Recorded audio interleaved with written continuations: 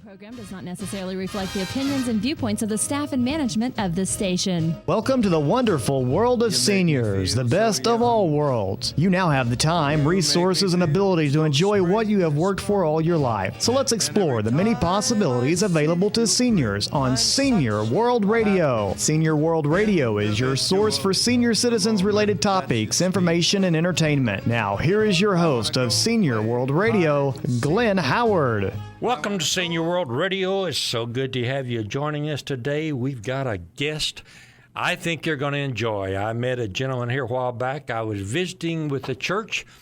Had gone out there to do a PowerPoint seminar talking about Israel, politics or prophecy, and met a gentleman there by the name of Melvin Bunn.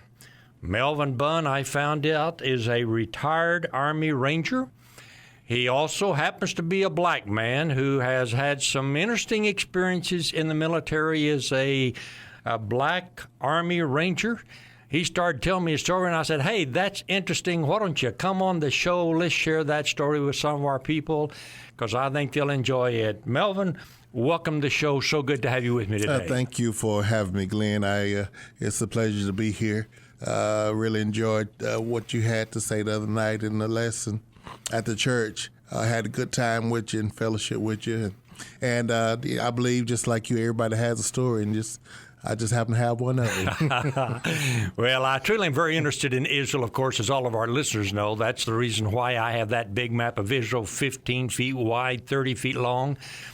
We take out to the churches. If I can't take people to Israel, I'll bring Israel to the people. Amen. But then I'm of the opinion that the restoration of Israel of 1948 is the greatest fulfillment of biblical prophecy in the last 1900 years.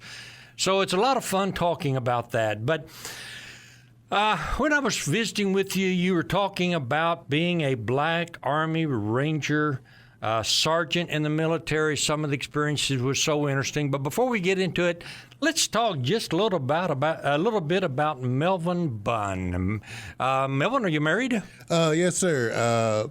Born and raised to a mother and father by the name of Nancy and Willis Bunn. My dad was in the military. He was a sergeant, and he did time in Vietnam. Unfortunately, when I was 2, he passed of a massive heart attack. Oh, my. And I've been what I consider a government baby ever since. Grew up with the government. They took care of me. And I am married to a wife, 23 years, Miss Deborah Bunn. Very interesting lady, good people, love her to death. Have 3 kids. Got a couple of graduates this year. One getting ready to graduate from OU, and one getting ready to graduate from PCO. And then I have my last... PCO, that's... Putnam City. Putnam original. City, okay. Mm-hmm. And, original, all right. I've heard Putnam City West and Putnam City North and Putnam City, but right. PCO, I hadn't heard that expression. Okay, go ahead. Yeah, it's off of 50th and right. Meridian. Know where it is. Meridian and MacArthur. But and then I have my son. He's Melvin Jr. He's up and coming, and he's 12 years old, and he's a baseball player. He had this dream his whole life. He wanted to do 2 things. He wanted to be an engineer, and he wanted to become a professional baseball player. And we pushed him toward that dream. If you shoot for the moon and hit the stars, you still made it. You still had a home run. You really have. Yeah, so 3 kids, and like I said, been married 23 years. Really fortunate to be here. So as a son of a military officer, it seemed only natural, I guess, for you to choose military as a career. Yes, I always wanted to give back, go to the service and give my time in service. I believe that just me. I believe that every young person, should spend at least 2 to 4 years in service. Mm-hmm. That's just my observation. But I've always wanted to be a part of the military, and always enjoyed looking at parades and all the military equipment. So I decided very young to go in. Matter of fact, I patterned my lifestyle. I went to ROTC and learned all the basics and all that stuff. And I did, like I said, I was in a delayed entry program when I was 16 and a half. My birthday fall in August, so most people birthday fall a little bit earlier.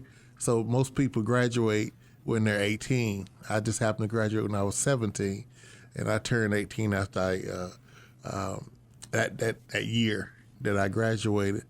And so I joined the delayed entry program while I was at Lawton High. I don't know if you're familiar with the schools here. Lawton High School, that's where I graduated from. Okay. But we went in the delayed entry program, and then we in December of '86, I went to the MAPS up here in Oklahoma City, and they shuffled me off to Fort Leonard Wood, Missouri. Fort Leonard Wood, Missouri. Yes, sir. I did OSA training with them. It was the first unit to ever do OSA training. OSA training is where the unit does basic and AIT together, and then they shipped that whole battalion onto a base. And we went to Fort Drum, New York after we did OSA training in Fort Leonard Wood, Missouri. I was considered a combat engineer. I think the life expectancy of an engineer at that time was like 13 seconds or so. Now, where did you actually make the decision you wanted to become, though, an Army Ranger? Well, when I was in Fort Drum, New York, I think Fort Drum, New York is about 20 minutes to the Canadian border and 70 minutes to Syracuse, New York. And it's a little old town called Watertown, New York. Okay. And it gets cold up there. Never will forget when I flew in. I thought I was going to the city, of course, I'm from Oklahoma, and so I never flew on a plane. And so I went to get on the plane, and I flew to Syracuse on a big plane. I mean, it was great. I enjoyed it. And then we started coming down from the clouds, and all you could see is ice and snow on the ground. I said, I'm in trouble. And then we had to, when we landed in Syracuse, we had to get on this crop duster to take us from Syracuse to Watertown. And that wasn't any fun at all. It was a bumpy ride. Talk about the idea of, though, becoming a ranger. I mean, it's one thing to be in the military. It's another thing to volunteer to be a ranger. Right. And what motivated that? Well, being in, like I said, in service, I don't know if you ever had anybody like this, but I'm a person, I love just to go to class. I learn to love. I love to learn how to do things. And when I got to Fort Drum, New York, what we did was, it was light infantry. And everything you did it from your backpack. We spent like 30 some days in the field that first year. And it was just a coincidence that I had a chance to become a ranger. I was volunteering for school after school, and I went to this school it was called Ranger Prep. And what they did was they prepped us people to become rangers, because what they had decided or determined was people that went to ranger school wasn't ready to be a ranger. And the dropout rate was tremendously high. And so I went to the school called Ranger Prep. Now, I wasn't intending to go to ranger school. I just wanted to go to school to learn, what they were doing. And who they were. Yeah, and who they were and stuff like that.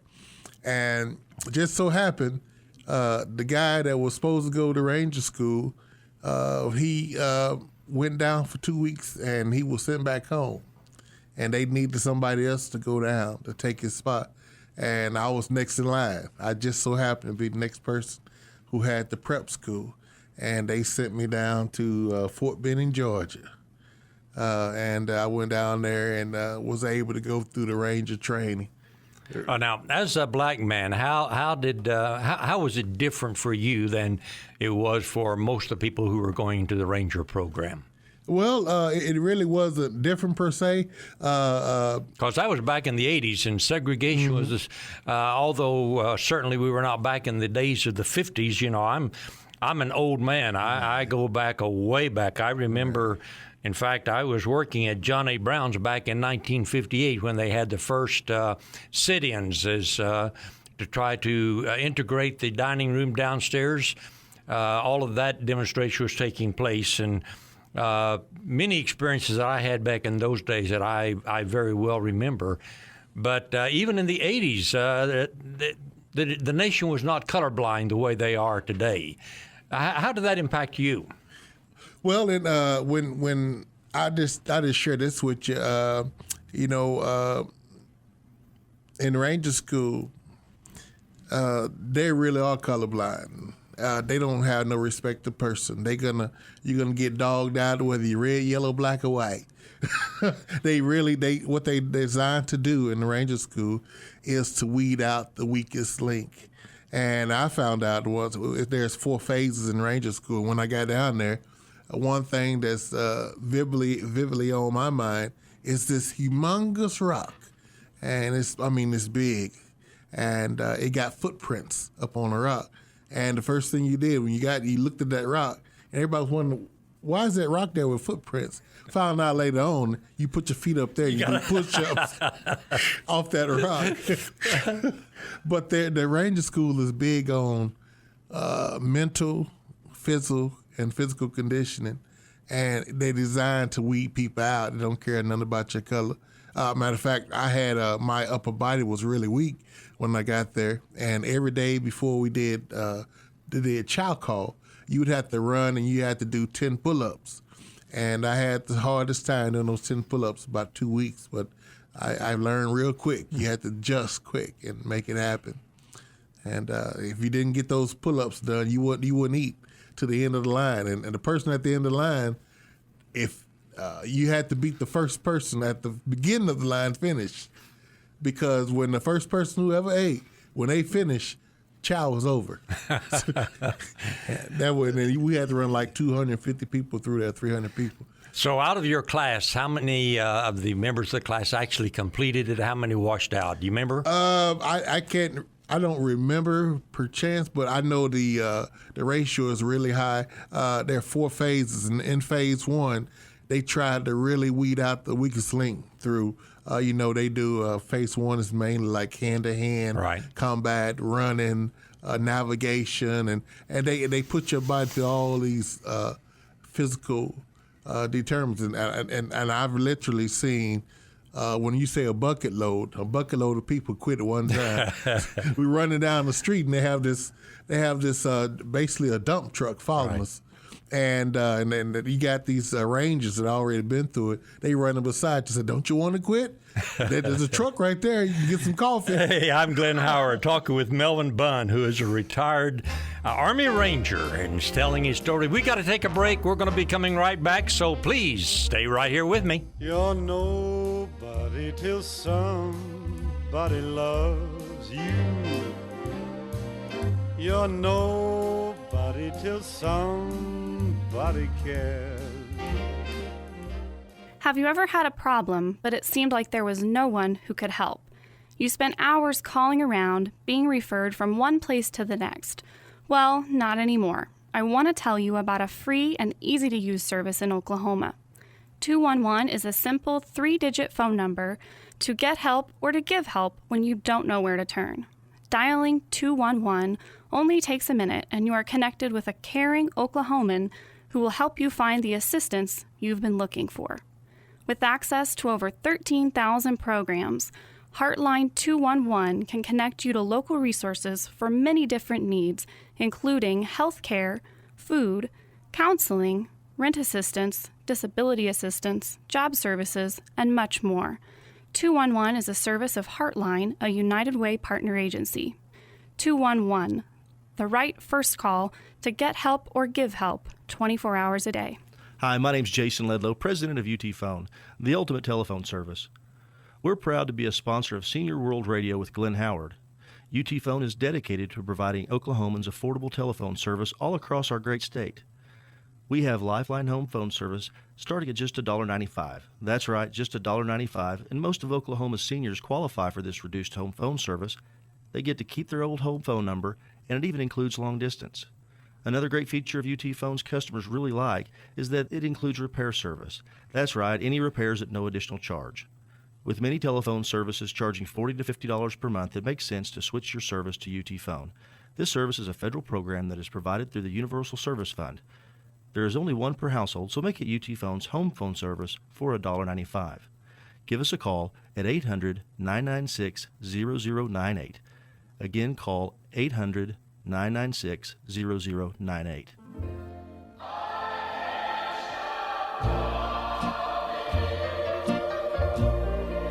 I've made up my mind. Welcome back to Senior World Radio. I'm Glenn Howard. Special guest today, Melvin Bunn. Melvin is a retired sergeant, a ranger in the Army, who's been sharing some of his experiences. I understand becoming a ranger is a little bit harder than basic training, isn't it? Yes, sir. it really is. And you say when you finished up, then where did they send you? Where did you actually do your work? There, after we finish up, you either get assigned to a battalion or you go back. In my case, I went back to more training. I did a reverse. I was a leg ranger first, and then I had to go back and go to airborne school. I had to go back to airborne training because I wasn't airborne certified, so I had to go get certified as an airborne troop. Okay. And then I was considered airborne ranger. And then when did you get out of the military? I got out right in 99, I want to say 92, I believe that's when it was. So you've been out about 25 years, close to it. About that. And then what I did was I had to go back to work because I still had some kids. So I went to school first. I went to Cameron University, and then I decided I need to get back in the employment field, and so I went to work for a little place called the FAA, Federal Aviation Administration. Right. And pretty big little place. Yeah. And we worked with them the rest of our time.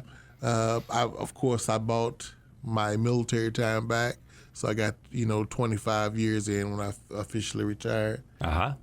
But had a really good time as a ranger, and then this, of course, civilian life. It took a little adjusting, but it's okay too. And then you transferred into a ministry position. Tell me about that transition. Well, I've been in ministry my whole life. I had one of my sergeants majors. He impacted my life. He asked me a couple of questions because I always wanted. My idea was always to help people become better. And he asked me a couple of questions. He asked me, it's okay to help people, but you have to be stable yourself first. You have to be able to help yourself. And that was some true advice then, it is now. In order to help somebody, you have to be stable. And he was telling me, you need to get your everything in order, your money, your time, and before you can help somebody. And I think that's really good advice. And from that time, I've been involved in ministry of helping people. Matter of fact, my motto is love God, love people. And that's basically what we do. People don't need to be told how wrong they are, how bad they are. They know that already. I don't have to tell you what wrong you did last night.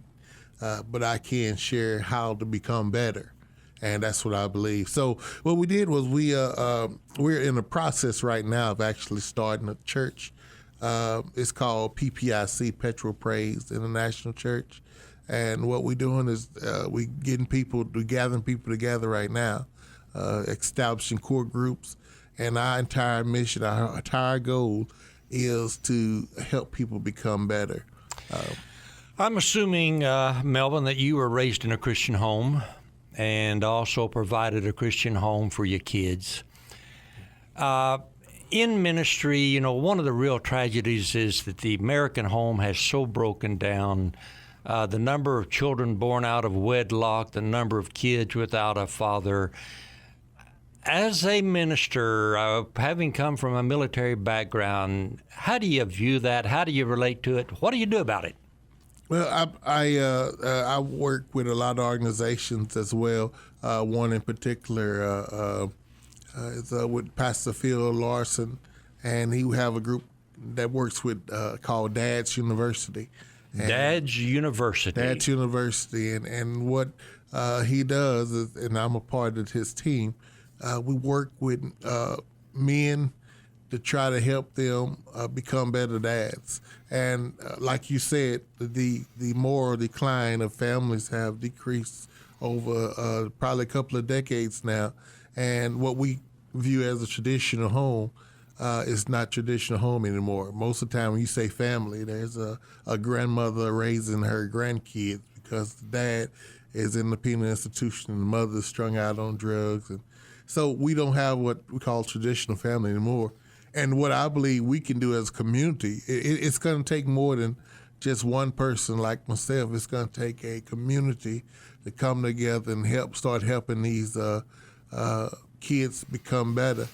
They may not never see a dad, but what we can do is we can work with the uncles, the older members of the church who retired already, who raised their kids. We can get them to engage the newer kids these days because they need a father figure. If you never know what a father is, you can't relate. You really can't relate. What concerns me, Melvin, is when you realize if grandparents are now raising the grandkids, when that grandparent generation moves off the scene and the parents who have not assumed the responsibility become the grandparents, who picks up the slack and who continues to train? Where do we go? It really is beginning to look like a pretty disastrous situation. And this Dad's University, I'm so impressed with that concept of teaching somebody how to be a dad. Oh, yeah. We really have to understand this has been declining for a couple of decades now. And I really believe, this is just my opinion, it's going to take a place like the church. I know what happened is people stopped trusting the church, but it's going to take organizations to start helping kids out again. And we need to get back to the fundamentals. The church is not just a herding people in and herding people out. It should be a place where the pastor is a shepherd, where he can give advice and teach, correct, discipline. We all need that. We all need somebody to tell us to stop. Are you doing too much? Are you doing? We need somebody to give us guidance. And the kids growing up these days, they don't have no guidance because nobody never put their foot down.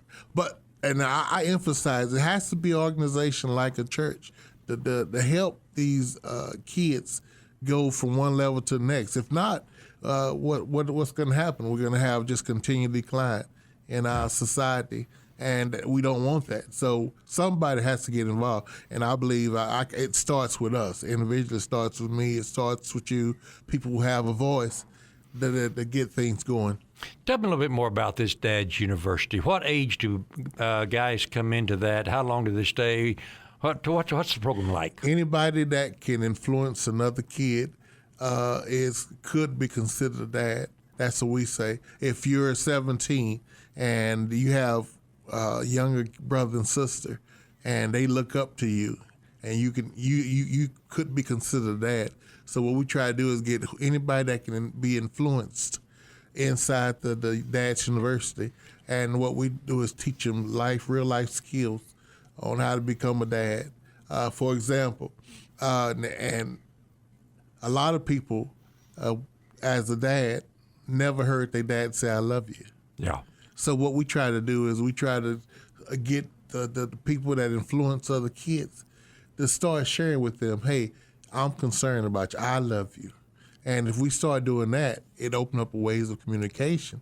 Because, we was growing up, and I was in a traditional home, father, mother, stepfather, mother, and kids. But we were supposed to be hard as boys. We weren't supposed to cry in front of nobody. We weren't supposed to do that because, we're tough, we're men. But statistics now prove that we need as much love as the girls. There has to be a good balance. Mm-hmm. And if you don't see that balance, you'll never know what it is. I attended a seminar a while back out at a Christian school in Del City, and a lady was speaking, and she was talking about, particularly to schools, the idea of female teachers disciplining male students doesn't work very well. She said, we've done some study, and a female teacher will try to discipline a male student by explaining to him what you should do and should not do and why and so forth. So the male teacher, when he steps in to discipline them, he says, hey, cut it out. Don't do it that way. Right. Case closed. They move on. There's something about the authority of a father that a mother just doesn't have. Right. I believe that there should be a balance. And I don't. This is our society we live in. But if you have, it takes two to make a baby, and if it takes two to raise that baby, and it takes two to take a whole community to raise them. But if you're gonna have a male and a female, they need to be involved in raising the kid. They have to be. No matter if you can't get along with that spouse, have to be someone that can come together for the kids' sake to raise them. And not only for the boys, but for the girls. For the girls, the girls need their dads just as much as the boys need their mother. I'm Glenn Howard, Senior World Radio. We've been visiting this morning with Melvin Bunn. Melvin is a retired Army Ranger. And we want to encourage you, if you've got a suggestion of people you'd like to recommend as one of Oklahoma's incredible seniors that we want to talk to, I hope you'll give us a telephone call. Our phone number is, if you got a pencil and paper, write this number down and give us a call and say, hey, I'd like you to talk to, and give us the name of somebody. Tell us a little bit about them. Let us get in touch with them, see if we can't bring them on a show and tell their story. But our phone number now is 877. That's area code 877. The number is 875-0990. One more time, that's area code 877. The phone number is 875-0990. Give us a call. Let us hear your recommendation of people we ought to talk to. Sometimes we bring them in the studio here and visit with them. Sometimes we'll take the recording equipment, go out to their retirement center or their community center, their home, wherever it is, sit down, talk to them, listen to their story, and put it on the air, because they've got some interesting stories just like Melvin to tell and to share. And Melvin, I'm so glad you came on this morning. It was great to have you. I appreciate it, Glenn. Thank you for having me, and I really enjoyed it. It's always good to be here. And our time's up. We got to go, but until this same time next week, be kind to one another and love somebody, particularly yourself. See you next week. Bye-bye now. I'm on the top of the world, looking down on creation, and the only explanation I can find is the love that I've found ever since you've been around. Your love's put